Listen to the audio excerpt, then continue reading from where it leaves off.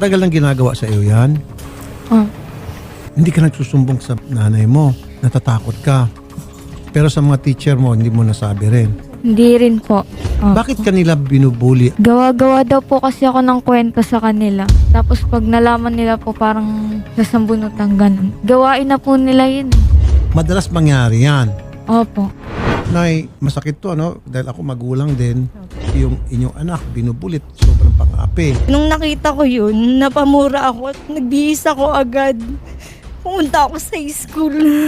Tapos, hindi ko nagustuhan yung mga sinabi nila doon. Sabi ko po sa guidance saka sa teacher, papuntahin niyo po yung nanay, maaga pa naman po. Hindi pa ako uuwi hanggat hindi ko sila nakakausap. Tapos sabi po ng advisor, hindi po ganun kadali yun kasi tatawagan pa yung mga nanay. Di ako, inunawa ko po yun. Okay. Tapos yung may isang teacher po doon na kinakausap po siya, sabi, bakit hindi ka nagsumbong sa nanay mo sa teacher? Sabi niya, natatakot po kasi ako. Tapos parang, ang feeling ko po kasi, pag sinabihan mo yung bata, tinanong mo isang beses, dalawang beses, okay. Pero yung feeling ng bata na parang sinisisi mo pa, na nasaktan na, kaya umalma ako. Sabi ko, ma'am, ano ba gusto mo? Pagalitan ko yung anak ko na nasaktan na yung anak ko. Emotionally, nasaktan ko pa. Hindi ko nga pinagalitan yan eh. Tapos sinagot ako na ano, sabi niya, sige, hindi na kami makikialam dito.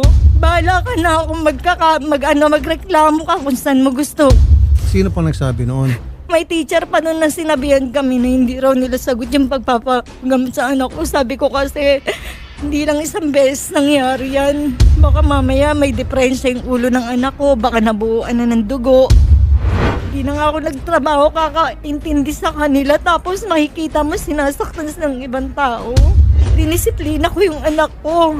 Miss Cedilia, I'm sure nakarating na po sa inyo itong insidente. After ng paghaharap nila, nagtanong naman kami kung ano po yun nangyari. At yun nga po yung mga hakbang na napagkasunduan. Yung mga magulang nung naka-offend, sila po yung sasagot dun sa medical expenses ng mga bata. Tapos bibigyan po ng counseling yung parehong bata, yung mga naka-offend, tsaka po yung batang concern. Tapos bibigyan naman po sila talaga ng intervention, pati yung mga magulang po ng mga bata na nakasakit. Dapat ang kasunod noon, mag-isip kayo ng mga plano, mga sistema na hindi na maulit iyon. At dito nakikita ko mukhang may kapabayaan din yung guro. Bakit na